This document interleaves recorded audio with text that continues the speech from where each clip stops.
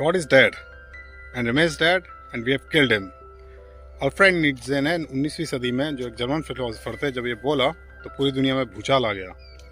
हालांकि उनका मतलब था कि गॉड एक ऐसा आदमी नहीं जो अंतरिक्ष में रहता है और हम सब पर नज़र रखता है, जिसने 2 डिपार्टमेंट बनाए हैं, स्वर्ग और नर्क। उसकी मौत नहीं, दरअसल हमारी तर्क शक्ति ने, हमारे विज्ञान के विकास ने और हमारी क्यों पूछने की आदत ने उसको मार दिया है। पुरानी मान्यताएं, पुरानी नैतिक मूल्य सब समाप्त हो चुके हैं। देखिए, कभी आपने ब्रह्मांड की तरफ देखा है? रात के समय जब हम ब्रह्मांड की तरफ देखते हैं, अरबों खरबों तारे दिखाई देते हैं और उन अरबों खरबों तारों में सूर्य से हजारों गुना बड़े तारे भी हैं। तो हम एक धूल के कण से भी छोटी पृथ्वी पर रहते हैं और हमारा जीवन बस एक जैविक दुर्घटना है।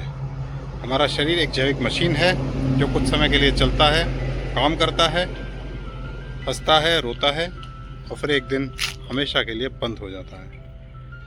तो ये सब सुनने के बाद क्या आपको एक शून्य का एहसास हुआ, एक खालीपन महसूस होता है? अगर हाँ, तो आप भी मेरी तरह एक अंतहीन गड्ढे के पास खड़े हुए हैं जिसे निहाइलिज्म कहते हैं। तो चलिए आज जानते हैं निहाइलिज्म के बारे में। ये क्या है, इसके थॉट्स क्या हैं, इसकी प्रोसेस क्या है, इसके रिजल्ट्स क्या हैं। चलिए शुरू करते हैं।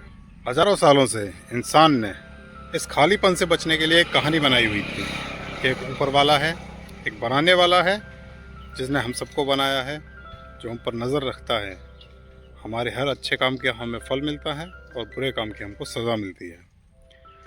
ये कहानी एक गर्म कंबल की तरह हमें इस अंतहीन ब्रह्मांड की ठंडक से बचाए हुए थी।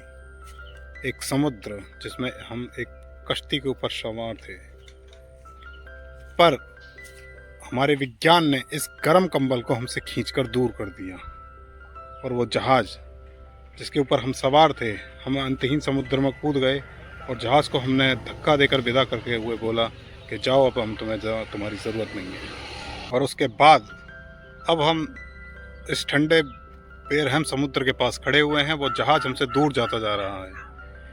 नीचे ने भविष्यवाणी की थी कि जब ईश्वर की मौत हो जाएगी तो इंसानियत एक खतरनाक संकट में पड़ जाएगी, एक शून्यता में, जिसको हम शून्यवाद कहते हैं, निहाइलिज्म।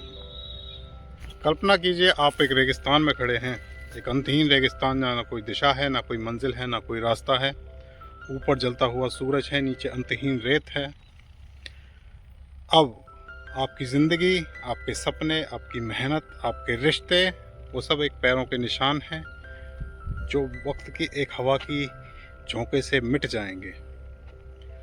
जानवर, पेड़ पौधे इस व्यवस्था से पूरी तरह से संतुष्ट नज़र आते हैं, पर हम ह्यूमंस अपने हायर इंटेलिजेंस की वजह से क्वेश्चंस पूछते रहते हैं। मैं यहाँ क्यों हूँ, मुझे क्या करना चाहिए और मैं कैसे करूँ, इस ज़िंदगी का मकसद क्या है। अगर इस ज़िंदगी का कोई मकसद ही नहीं है तो क्यों ना इस ज़िंदगी के एक एक पल को निचोड़ लिया जाए, अपनी इंद्रियों को संतुष्ट किया जाए। और इस तरह शुरू होता है हेडोनिज्म का रास्ता। हेडोनिज्म एक्चुअली अपनी इंद्रियों को संतुष्ट करने का एक रास्ता है। यहीं से शुरू आती है एक अंतहीन एडिक्शन की, एक ऐसा एडिक्शन। तो फिर इस ज़िंदगी में आने का मकसद क्या है? अगर कल मर ही जाना है तो फिर क्यों ना इस ज़िंदगी के हर पल को निचोड़ लिया जाए, अपनी इंद्रियों को संतुष्ट किया जाए। और इस तरह शुरुआती होती है अंतहीन डिस्ट्रैक्शंस की, जिसे हेडोनिज्म कहा जाता है। ये लोग कहते हैं eat, drink and merry before we die. खाओ, पियो, मौज करो, क्योंकि एक दिन तो सबको मर ही जाना है। देर रात तक जागना, नशे करना, पार्टियां करना, नए नए गैजेट्स खरीदना, सोशल मीडिया पे अपनी लाइफ को दूसरों से कंपेयर करना, इसका पार्ट है। पर ये उस खामोशी को दबाने के लिए किया जाता है जो उनके अंदर पैदा हुई है ईश्वर के जाने के बाद। अब देखो, एक चीज़ निकल कर आती है यहाँ पे, हमने ये सब कर लिया, पर क्या हमारी प्यास बुझी? नहीं, अगले दिन हमें और प्यास लगी। नशे की हर रात के बाद में अगले दिन फिर आदमी नशे में डूबता है। सोशल मीडिया कंपैरिजन में हम हर बार फेल हो जाते हैं। हमसे भी कोई आगे रहता है, उससे हम फिर अपनी लाइफ कंपेयर करते हैं। हर फ़ोन, हर गैजेट कुछ समय बाद पुराना हो जाता है, फिर हम उसका रिप्लेसमेंट मांगते हैं। अच्छा, इसके बाद में शुरुआत होती है एक और विचारधारा की। जब ईश्वर मर जाता है तो उसकी जगह नए ईश्वर ले लेते हैं। ये नए ईश्वर आपको जीने की एक नई वजह देते हैं, आपको एक मकसद देते हैं।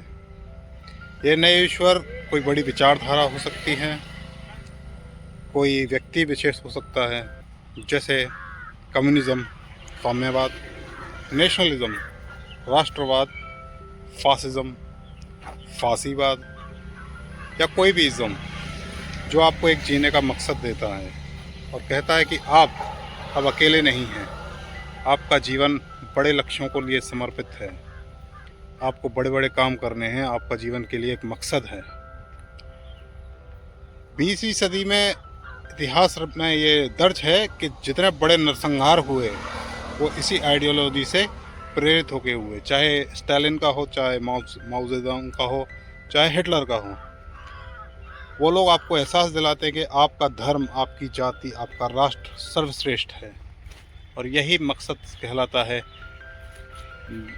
निहाइलिज्म का थर्ड पार्ट। निहाइलिज्म पर यह वीडियो कैसा लगा? शून्यवाद के ऊपर। अगर आपको ये वीडियो अच्छा लगा तो लाइक करें, अगर अच्छे लाइक्स आएंगे, कमेंट्स आएंगे तो हम इसका अगला पार्ट भी बनाएंगे।